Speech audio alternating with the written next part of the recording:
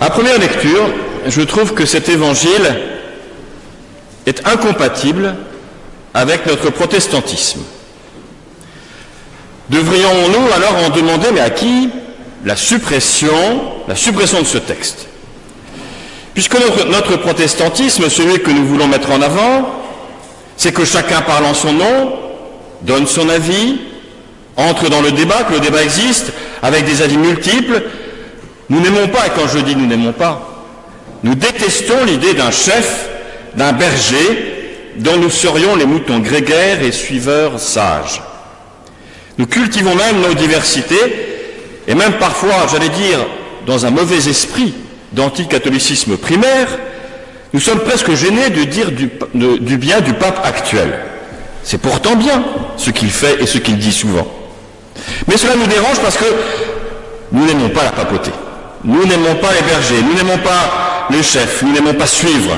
Nous cultivons nos diversités, nos différences, et quand notre Église ou la fédération protestante prennent des positions sur la société, nous aimons dire haut et fort que nous ne sommes surtout pas d'accord avec ce qu'ils ont dit.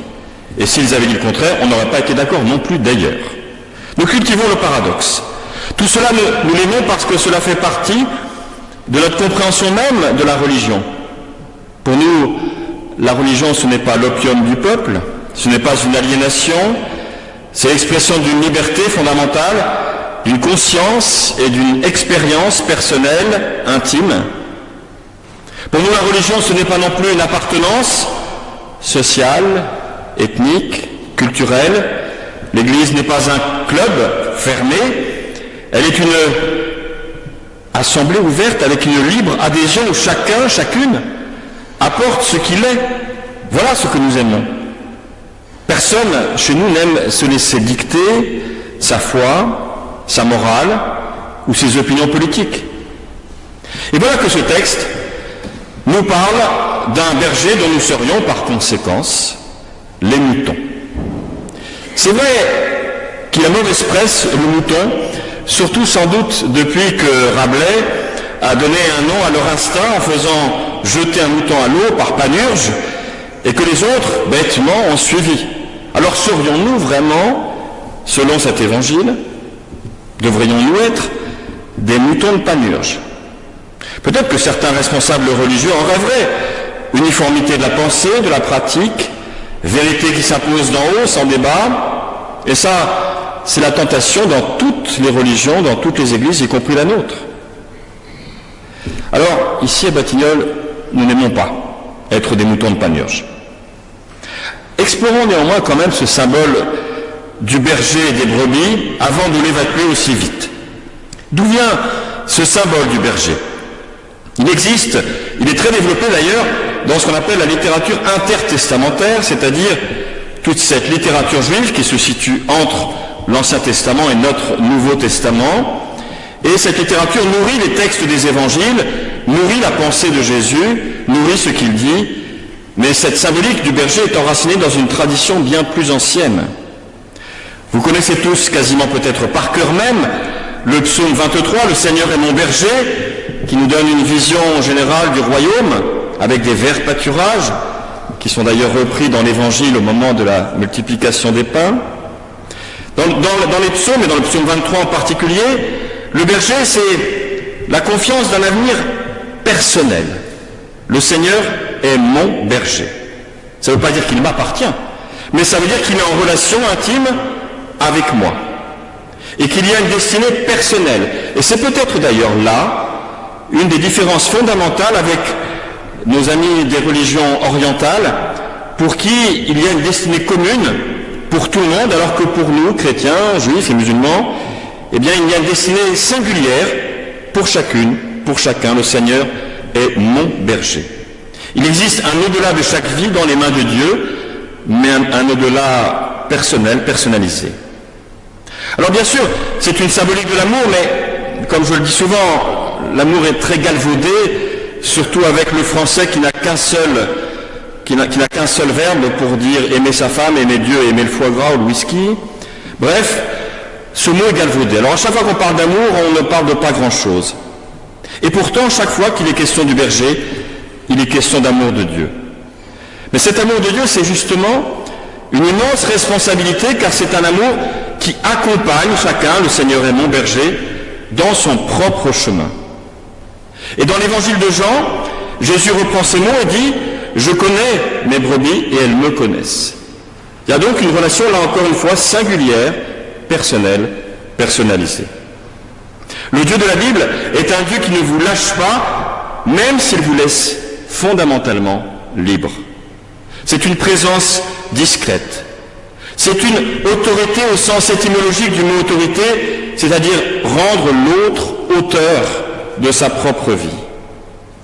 Et puis dans l'autre texte, celui d'Ézéchiel, on a une perspective un peu différente, peut-être plus historique aussi, plus concrète, puisque ce texte a été rédigé au moment de l'une des deux chutes de Jérusalem, en 597 ou en 587 avant Jésus-Christ, et au moment où il y a une forme de désespoir, parce que tout s'effondre, tout ce en quoi croyait le peuple d'Israël s'effondre, le temple va être rasé complètement en 587, bref, toute la société de Jérusalem va être en grande partie déportée, tout s'effondre, et voilà que, au milieu de cet effondrement, ce texte vient dire que Dieu est notre berger. Alors au-delà de l'épisode historique, il y a bien là, je crois, une perspective spirituelle, que l'on chantait d'ailleurs autrefois dans les vieux recueils de cantiques, pour ceux qui les ont connus, ce cantique « Dans toutes nos détresses, Dieu nous protégera ». J'aime bien cette idée aussi de ce vieux cantique. Ça ne veut pas dire que Dieu fait à notre place, ça ne veut pas dire que nous n'avons plus rien à faire, mais Dieu trace comme berger une route du possible, un chemin d'espérance que nous pouvons emprunter ou pas. C'est toujours là notre liberté. De plus, ce chemin est ici de rassembler ce peuple morcelé par l'exil. Il y a donc bien une perspective d'unité dans cette notion de berger, mais d'unité dans la diversité et non d'uniformité. Alors Panurge nous détourne peut-être du symbole. Nous ne sommes pas pris, je crois, dans ces textes pour des bêtes stupides, passives, qui ne feraient que suivre et se jeter dans l'eau si l'un d'entre nous se jette dans l'eau. Mais aussi, il y a dans le discours de Jésus, dans l'évangile de Jean, une forte opposition avec ce qu'il appelle les faux bergers, ou les faux docteurs, ou ceux qui se servent de la religion au lieu de servir la foi. Ceux-là, dit-il, trahissent. Ils trahissent, parce qu'ils trahissent doublement l'amour, celui que Dieu leur porte, mais celui aussi qui devrait exister entre le peuple et eux, cet amour qui repose, comme je le disais, sur une confiance, sur une responsabilité. Vous savez, on ne s'engage pas dans l'Église, ou même, je dirais, on ne s'engage pas tout court, que ce soit en politique ou ailleurs, on ne s'engage pas dans l'Église ou en politique pour se servir, mais bien pour servir. Même si, bien sûr, qu'en retour de notre service, je l'espère, nous recevons beaucoup de l'Église par l'expression des différentes formes de spiritualité, peut-être, je l'espère aussi, par les cultes, peut-être aussi, je l'espère, par les formations, par la convivialité aussi, et dans les rencontres des personnes à qui l'on rend service. Il y a toujours, c'est vrai, à recevoir, mais nous ne nous engageons pas pour nous servir, mais pour servir. Or, cette opposition, on la retrouve fortement dans l'évangile de Jean, le mercenaire qui abandonne les brebis et trahit leur confiance. En quelque sorte, on pourrait dire que ces faux bergers, ces faux docteurs, sont des diabolos, des diables. Vous savez, en grec, diabolos veut dire ceux qui se séparent. Contrairement à sunbolos, qui donne le symbole, c'est l'opposé. Les symboles rassemblent, le diable divise. Eh bien, peut-être avons-nous, chacun d'entre nous, avons-nous vocation à être des symboles dans la société et non des diables, à être des personnes accompagnées par un berger qui ne nous oblige à rien, mais qui nous donne beaucoup.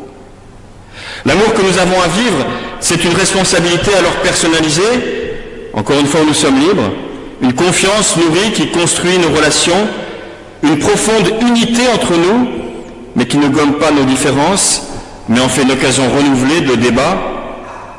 Alors sans doute c'est vrai, selon les phases de la vie où nous en sommes, nous sommes plus ou moins autonomes. Il est des temps d'aspiration à la liberté. Il est des temps où l'on a plus besoin de se sentir accompagné, redressé. Il est des temps de nécessaire solitude et même de silence. Il est des temps de rencontre, il est des temps de service, mais il y a un temps pour tout. Et cette intime présence demeure qui nous donne cette énergie de vie dans chacun de ces temps. La foi, c'est au fond cette relation intime d'amour avec le divin qui nous invite à donner du sens spirituel et humain à ce mot, à ce très beau mot, même s'il est galvaudé. Brandissons-le comme un drapeau, le mot amour. Amen.